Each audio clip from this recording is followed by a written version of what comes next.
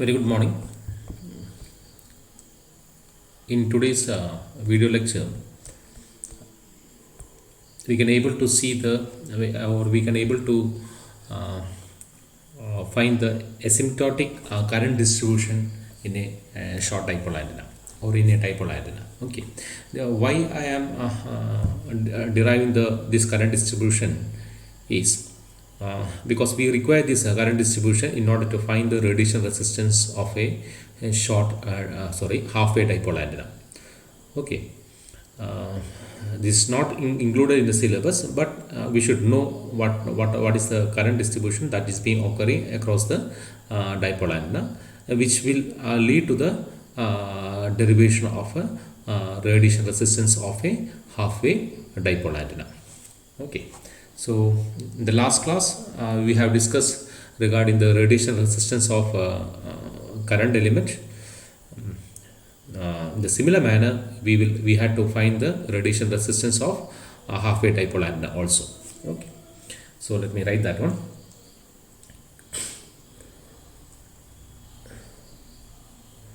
Asymptotic current distribution.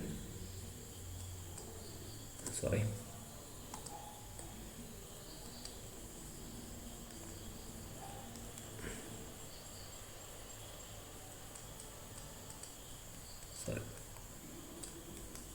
Asymptotic current distribution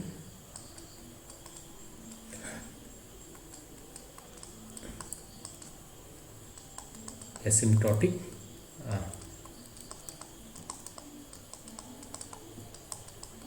current distribution in dipole.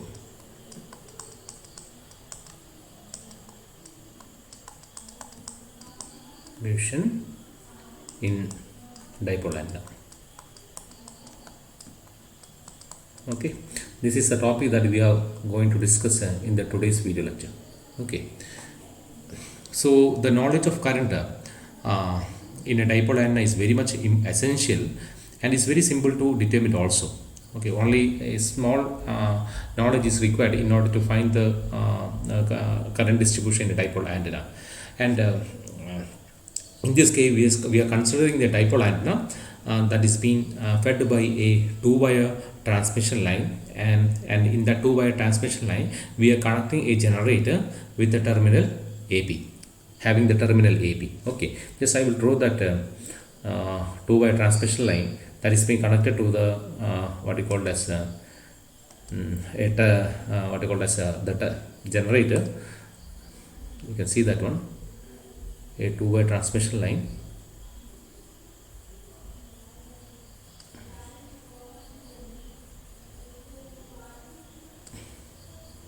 This is small transmission line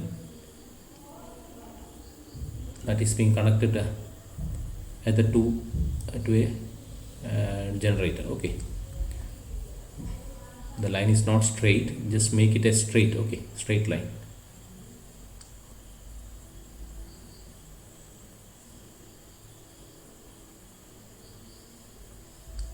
Okay, this is being connected to a generator. So this is a generator that is being connected to the two terminal A and B. Okay, so here this point I will take it as point C, and this terminal I will take it as point D. Okay, the current distribution is somewhat the central point. I will take it as Z. The current distribution will be like this. Here set. So this is the current distribution. This is nothing but Z. If you are taking the center points as O or 0, this I will take it as plus 0, and this I can take it as minus 0 or minus O. If O is as the center, or if 0 is taken as the center, either case. Okay, so this thing I can take it as Z equal to plus H, and this one Z equal to minus H. Okay, so in this direction the current will be moving like this here, and from this direction the current will be moving like this. and here also the current distribution in this direction, here in this direction. So this is the figure from where we will able to determine the uh, current distribution of the dipole antenna. Okay, let me write that point. It is the first point.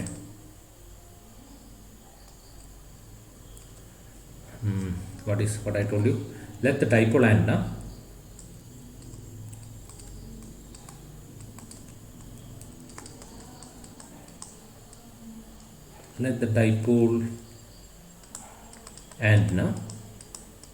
is be fed by a two-wire transmission line, two-wire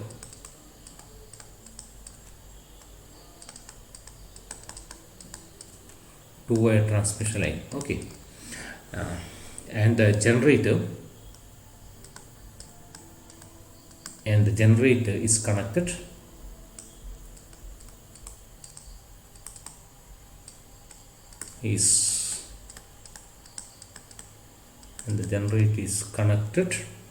to the terminal AB,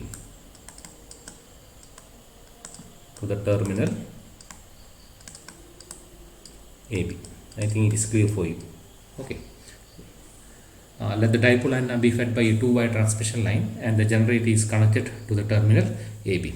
So this figure, what I have been drawn here, you can see that one. This figure, the figure I am showing here, what I have been drawing here is nothing but the asymptotic current distribution. Okay, it's nothing but the asymptotic current distribution of a dipole antenna. Okay, that is being fed symmetrically. Okay, if you want, you can write show the asymptotic. The figure is nothing but the asymptotic current, that is sinusoidal. Asymptotic current is sinusoidal.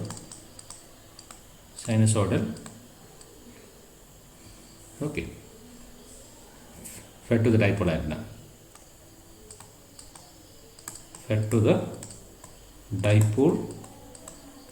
That is symmetric. Dipole antenna that is symmetrically.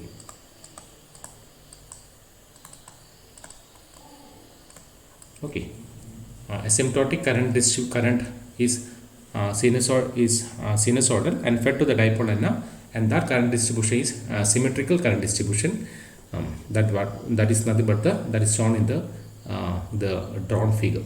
Okay, so since each antenna arm, that is you having two arm, the upper arm has lower arm, the current distribution is sinusoidal, then we can write, that is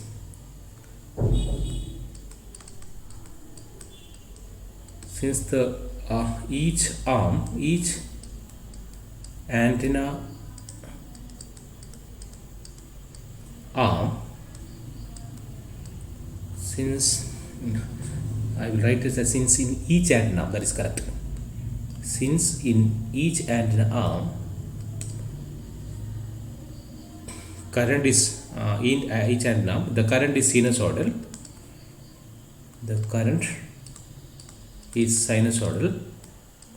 Anyway, you just pronounce as sinusoidal or sinusoidal. Okay, no problem. The current is sinusoidal. We have, or hence we have I of Z, that is this is nothing but the transfer equation, transverse wave equation, that is I of Z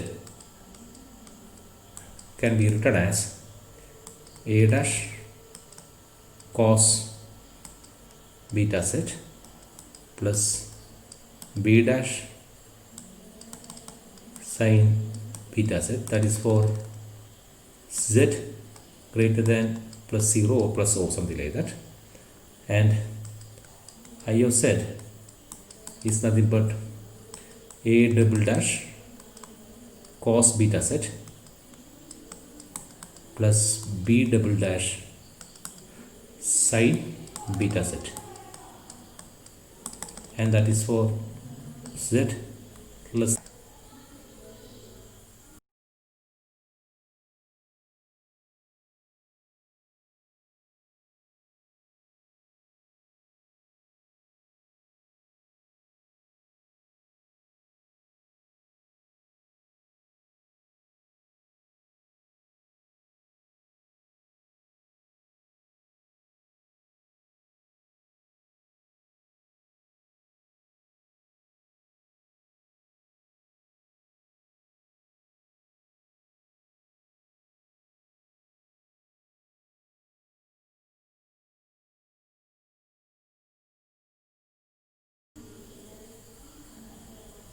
Sorry, is minus 0. Okay, so these two are nothing but traveling wave equation of traveling wave. Okay, traveling wave equation, and this I can write it as equation. These two can be taken as equation 1. Keep it as equation 1. Sorry. Some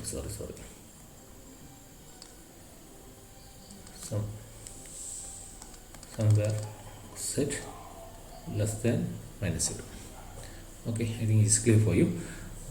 So you are having that traveling wave equation. I set is nothing but a dash cos beta z. Just see that traveling wave equation in so from your electromagnetic theory, what we have been already discussed in your lower semester. I set it can be written as a dash cos omega beta z, cos beta z plus b dash sin beta z, which is for z greater than plus 0. And I set is nothing but a double dash cos beta z plus b double dash sin beta z, that is for z less than minus 0. So you can see that at the end of the dipole, the current will be vanishes and there is no conductor where current flow. That is at Z is equal to plus H and Z equal to minus H. The current will be vanishes and there is no conductor through which again the current can able to flow. So at that position, you set that is at Z is equal to plus H or Z is equal to minus H.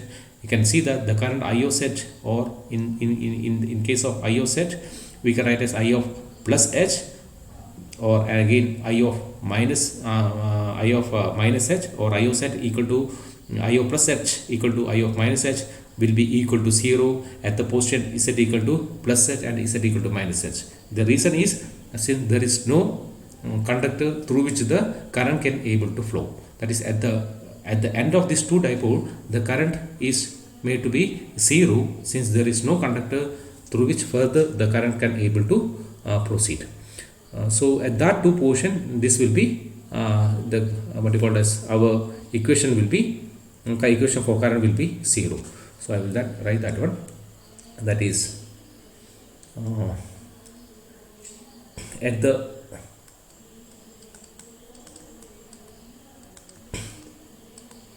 end of the dipole, at the end of the dipole antenna, current must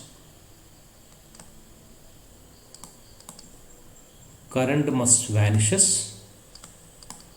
Okay, current must vanishes and there is no conductor, and there is and there is no conductor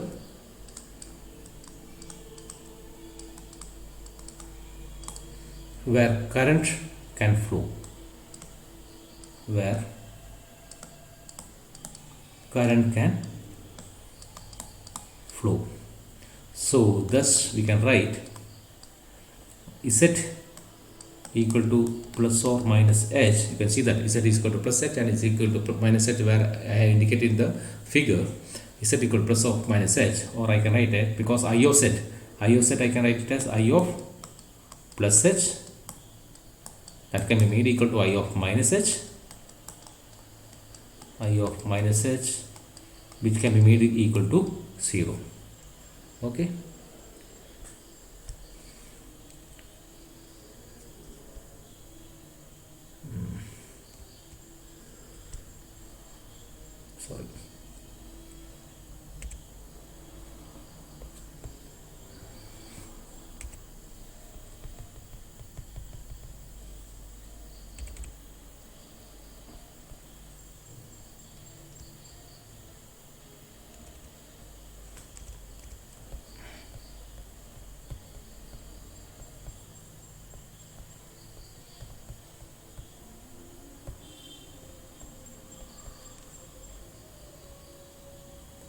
sorry, because I'm not so much familiar with this whiteboard. Okay, that's the reason.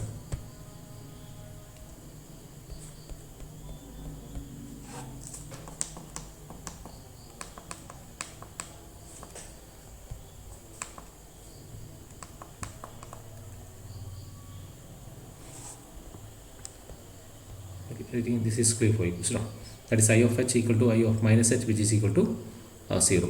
That's okay. So since as I told you, since the figure is symmetrical, and if the generator is being balanced with respect to the feeder line that is at AB, the what you call as the figure what you have been shown in this diagram, sorry, the figure that is being shown here is symmetrical, and if the current is and if the generator is balanced with respect to the feeder line AB, the current in what we have indicated here, that there is the current that is being passing here, that is AC will be and BD will be equal, but it will be opposite. Thus current that is being entering at C must be equal to that current that is leaving at the terminal D. Are you getting? That is the since the figure what I have been drawn here, that is this point, this figure what I have drawn here is symmetrical, and if the generator, this generator is balanced with respect to the terminal to the feeder line AB, that is being current that is being entering, that is current or the current in AC and BD, this current, the current that is being flowing through this side as well as this one will be equal, but they will be opposite. Similarly, the current that is being entering into the terminal C must be equal to that of current that is leaving from the terminal D. Okay, so I will write that one. That is, since the figure is symmetrical, but I told you since the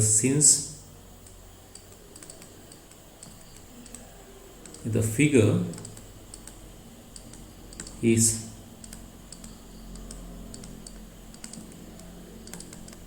symmetrical, and if the generator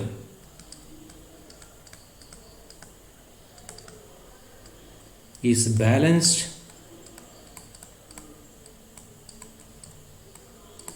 with respect to feeder line AB, feeder line A, comma B, the current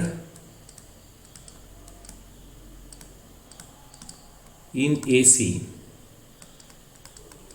and BD, just refer the figure, okay, AC and BD are equal, but it will be opposite, are equal and opposite. Okay, thus the antenna current, thus antenna current that is entering at the terminal C, entering at C is equal to that leaving at the terminal D. That is, I can write I of minus 0 or O. If it's 0 or O, that is a center point, can be taken as I of plus 0 or plus O. Okay, in some book it will be indicated as plus O, on some book it will indicate as 0. No problem. Okay, I think this is clear for you from the figure what we are drawing, that is drawn. That is the, since the figure is symmetrical and if the generator is balanced with respect to the feeder line A comma B, the current in AC and BD will be equal, but it will be opposite. So that is why I had indicated the direction also. Okay, thus the current that is being entering at the C is equal to that of current that is being leaving at the D. So I can write it as I of minus 0 equal to I of plus 0. So I will call this equation, that is this equation, at number 2 equation, this as equation 2 and this as equation 3. Okay, so now apply the condition, that is equation condition, that is the first condition, that is I of z, what you call as I of plus h equal to I of minus h equal to 0 in equation 1. So apply the now apply condition 2, applying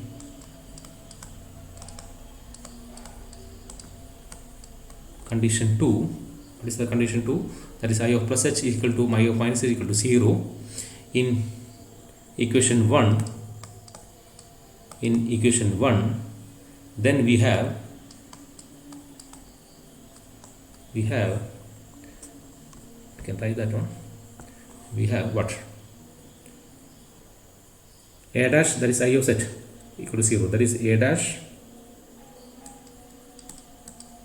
cos beta z plus set I can write, change it as plus h. It's not, because set a dash cos beta into plus h plus b dash sin beta into plus h equal to 0, or in general I can write it as a dash cos beta h plus b dash sin beta h equal to 0. That's the first case. Similarly, a double dash cos beta of minus h plus b double dash sin beta of minus h equal to 0, that I can write it as a double dash cos beta h minus b double dash sin beta h, that is nothing but equal to 0, because cos of minus theta is equal to cos theta and sin of minus theta equal to minus theta. That if you want, you can write it, since cos of minus theta equal to cos theta and sin of minus theta equal to minus sin theta. Okay, you just, this is a standard equation, you just take it as in the box somewhere. Because of that the sign changes, that is cos of beta into theta, beta into h. Here in case of theta it is nothing but h, so I can write it as a double dash cos beta h minus sin of beta of theta. Here theta is minus h, so sin theta will be sin minus theta will be minus sin theta minus b double dash sin beta into h equal to 0. So this I will take it as equation what you call as the complete, this one, this complete thing I will call it as equation 3 and equation 4. This one, yes, equation 3 here, sorry, this I will take it as equation 3. Which one I will take? This one I will take it as equation 3, sorry, equation 4, and this one I will take it as equation 5. Okay, now it is clear. I think that equation is also clear for you. So from equation what is nothing but 4, from equation 4 b dash can be expressed in terms of a dash, or that is from equation 4 or equation from the equation 5. Okay, b dash or beta dash can be expressed in terms of a double dash, or both can be expressed in terms of some other new constant I1 or I2, something like that. or from the equation 4, a dash can be b dash can be expressed in terms of equation, b dash can be expressed in terms of equation, in terms of expression a dash, in terms of a dash, or both can be expressed in terms of some new constant I1. Similarly, b double dash can be expressed in terms of a double dash or with some other constant, new constant I2. So I will write that here. That is from equation 4. From equation 4,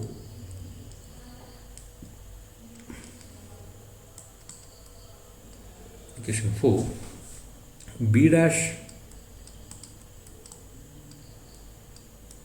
can be expressed in terms of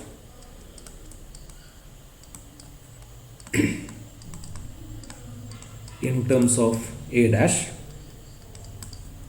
or both in terms of some new constant, some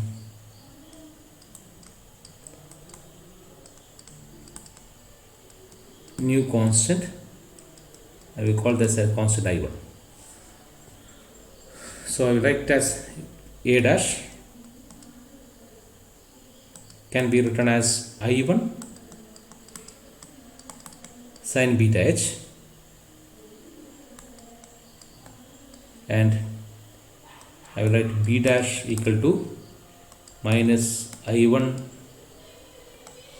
cos beta h. Similarly I will write, some confusion is there, correct. Similarly I will write a double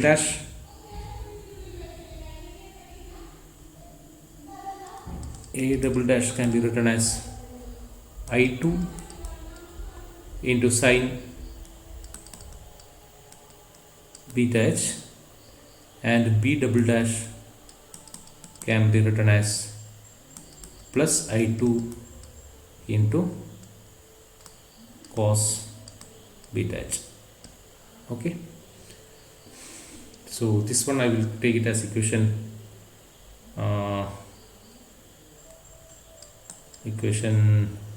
what is equation 5, equation 6. This term I will call it as equation 7. Okay. So you just put the equation what you call it as 7 and 6 in the first equation, that is I of z is equal to a dash cos beta z plus b dash sin beta z. Similarly, I of z is equal to a double dash cos beta z plus b double dash sin beta z. In that equation, that is the first equation, you just substitute equation 7 and 6 in the first equation. Okay, equation 1. Putting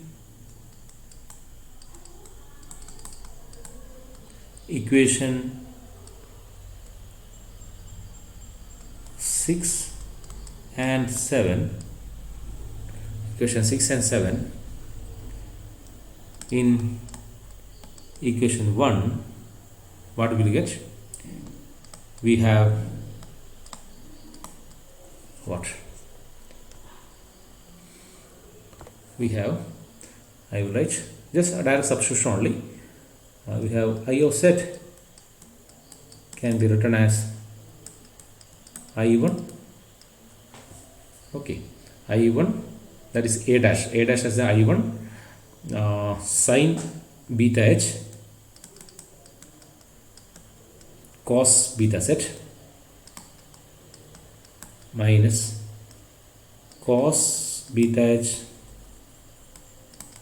sin beta z. That I can rewrite is I1 into sin beta h minus beta z. Okay. Similarly, I of z can be written as I1.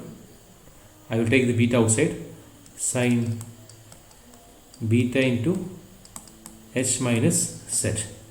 That is for z greater than plus 0. Similarly, I can write I of z is nothing but I2 sine, sorry, I2 sine beta of h plus z, that is for z less than minus 0.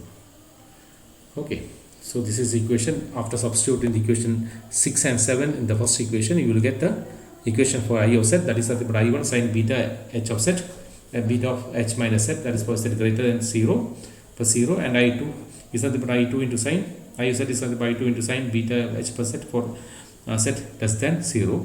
So applying the condition, that is I of z, that is the equation 2, where we have written I of plus h equal to I of minus h becomes equal to 0, that is equation 2. So applying the condition, apply now the condition, that is I will call this applying the condition,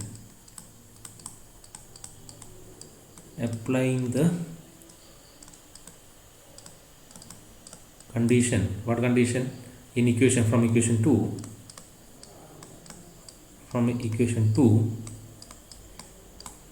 we have where there we have written I of plus h equal to I of minus h, like that. I will write here, I will write I of plus h, I can take it as I1, and I of minus h I will take it as I2, that I will take some constant Im, say. Okay, so the above equation, that is this two equation, so I will call it as equation 767, I will call this as equation 8. So what happens, this I will write as 9. So substituting equation 9, substituting 9 in 8, what you will get, you just substitute 9 in 8, you will get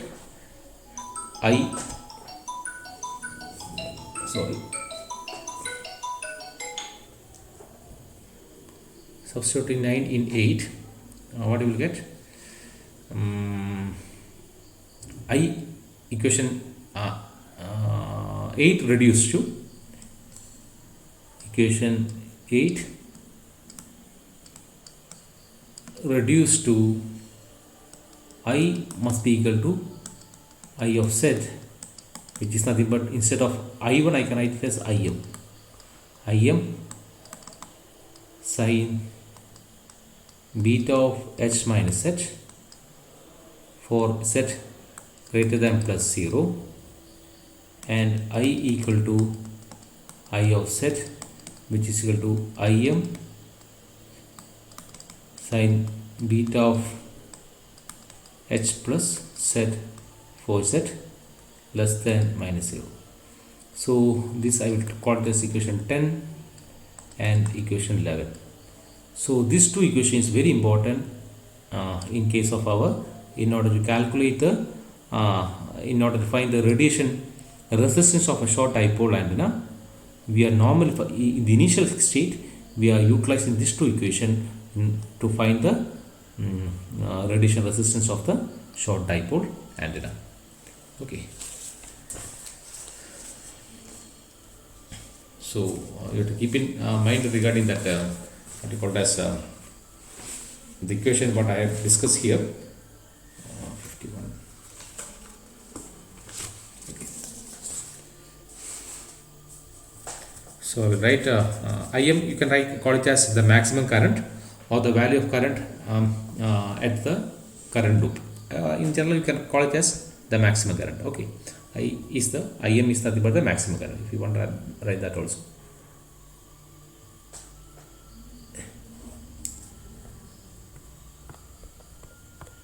Okay, Im is called as the maximum current. So that is for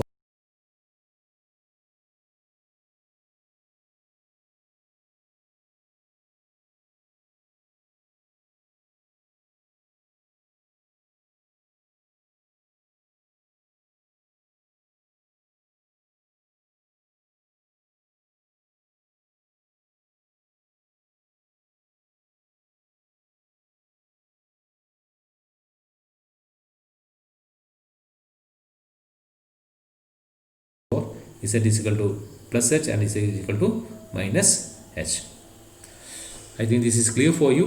If you have any doubts, we can come across it regarding this one. Okay, now in the next session we will we will go through how we can able to find the radiation resistance of a half wave dipole antenna. Thank you.